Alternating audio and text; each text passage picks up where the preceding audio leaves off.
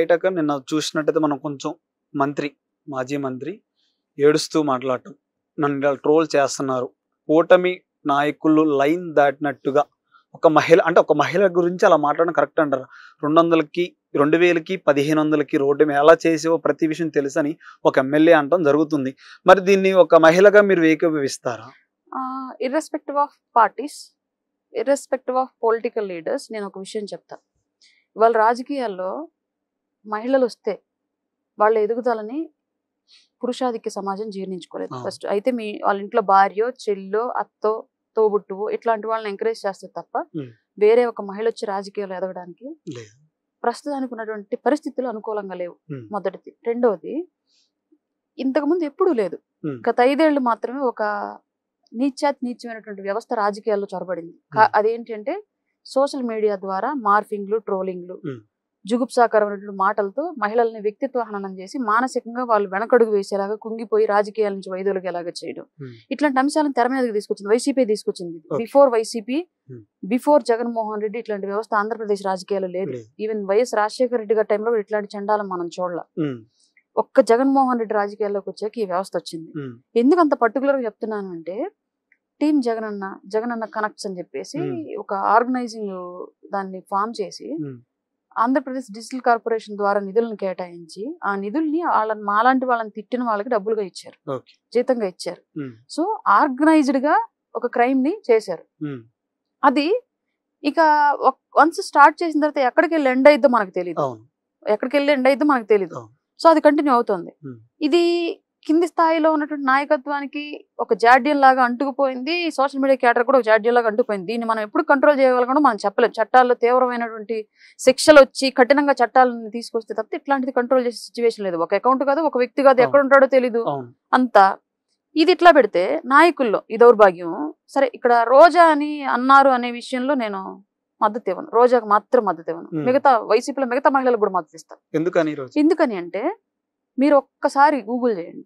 గత 5 ఏళ్లలో వైసీపీ నుంచి ఉన్న మహిళా నాయకురాలు కానివ్వండి, పురుషులు కానివ్వండి, ఒక 10 మందిని వేళ మీద లెక్క పెట్టుకోవచ్చు మనం బూతులు తిట్టే వాళ్ళలో మహిళలు ఎవరు ఉండరు. మహిళలు ఒక రోజనే ఉంటుంది, ఇంకెవరు ఉండరు. పాపం మిగతా లేడీస్ వైసీపీలో కొంత మంత్రులుగా, ఎమ్మెల్యేలుగా గెలిచిన వాళ్ళు ఎవరు కూడా ఈ స్థాయిలో ఎవరు మాట్లాడరు. రెండోది, అసలు పర్సనల్ లైఫ్ లోకి ఒక మహిళ జనరల్ గా వెళ్ళదు. ఎందుకంటే ఆవిడకి ఎలా ఉంటాయి ఇబ్బందులు అనేవి తెలుసు. కానీ రోజా వెళ్ళింది, నాయకుల యొక్క పర్సనల్ జీవితాల్లోకి వెళ్ళి అబ్యూస్ చేసింది.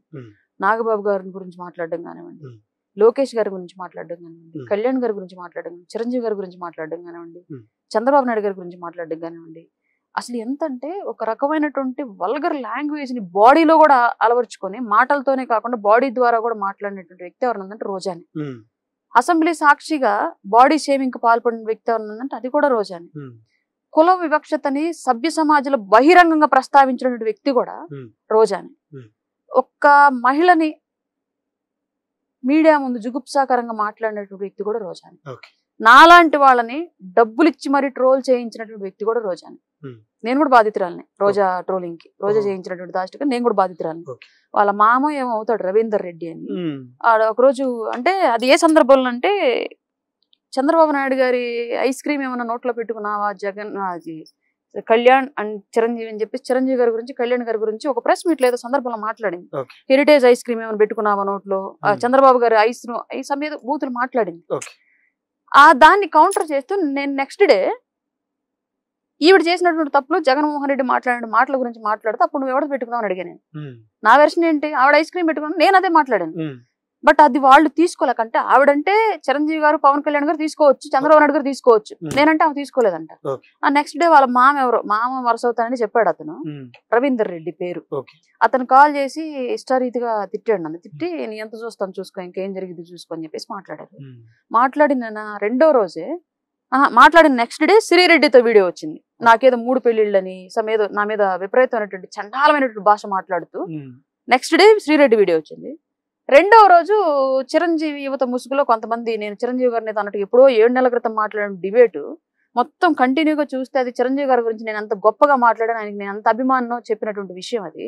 అవన్నీ కట్ చేసి జస్ట్ 30 సెకండ్స్ బిట్ ఒకటి పెట్టి దాన్ని పెట్టి ట్రోల్ చేయించి విపరీతమైనటువంటి ట్రోలింగ్ కి గురి చేశారు నన్ను. ఒక దశలో చిరంజీవి యువత వాళ్ళు కూడా నమ్మేసి పార్టీని సస్పెండ్ చేస్తారా లేదా బహిరంగ క్షమాపణ చెప్తారా లేదని చెప్పి లెటర్లు వదిలేరు, అఫీషియల్ గా వదిలేరు.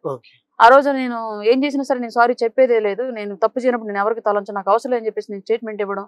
తర్వాత నాగబాబు గారు అందులో ఇన్వాల్వ్ అయిపోయి తను ఏ కంటెంట్ లో మాట్లాడింది మేము పూర్తిగా విన్నాము, తను ఎప్పుడు మా మెగా ఫ్యామిలీకి అభిమాని తప్ప ఎప్పుడు మమ్మల్ని ఏమనదు, మీరు ఈ విషయం ఆపేసేయండి అని చెప్పేసి నాగబాబు గారు అర్ధరాత్రి 1:30 ట్వీట్ పెట్టి ఆ విషయాన్ని సెటిల్ చేయాల్సిన సిచ్యువేషన్ ఏర్పడింది. దీని అంతటికి కారణం రోజా అండ్ రోజా టీమ్. బట్ ఆ రోజు మేము మహిళలను ఆవిడ గుర్తురాలా, రాజకీయాల్లో నాయకులకు కూడా భార్యలు బిడ్డలు ఉంటారని ఆయన గుర్తురాలా, అసెంబ్లీలో అనిత గారిని బాడీ షేమింగ్ చేసి ఇష్టారీతిగా మాట్లాడినప్పుడు ఆవిడ మహిళ అన్న విషయం రోజా గుర్తురాలా, మా కుటుంబ సభ్యుల మీద వైసీపీ సోషల్ మీడియా విపరీతంగా ట్రోలింగ్లు మార్పింగ్లు వేస్తున్నప్పుడు గూగుల్లో నుంచి బూతు బొమ్మలు తీసుకొచ్చి డౌన్లోడ్ చేసి వాళ్ళ ఫేస్లకు మా ఫేస్లు పెట్టి ప్రచారం చేస్తున్నప్పుడు, మాకు ఇల్లీగల్ కాంటాక్ట్లు ఉన్నాయని సమేదో మాట్లాడుతున్నప్పుడు అప్పుడు ఎప్పుడు రోజా వాయిస్ వినిపించలా.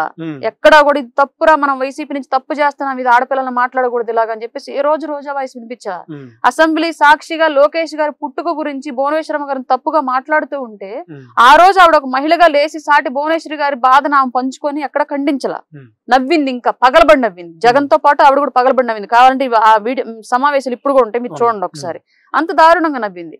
వాళ్ళు నీ దాకా వస్తే నొప్పి ఏంటి నాకు అర్థం కాలేదు, నువ్వు అంతమందిని అనొచ్చు, నిన్నంటే నువ్వు తీసుకోలేవా, అంటే నువ్వు చేసేదే సంసారం, మిగతా వాళ్ళు చేసి ఇంకోట, అదెక్కడ రూల్? అంటే అందరికీ రూలే, ఎథిక్స్ అంటే అందరికీ ఎథిక్సే, మోరల్స్ అంటే అందరికీ మోరల్స్.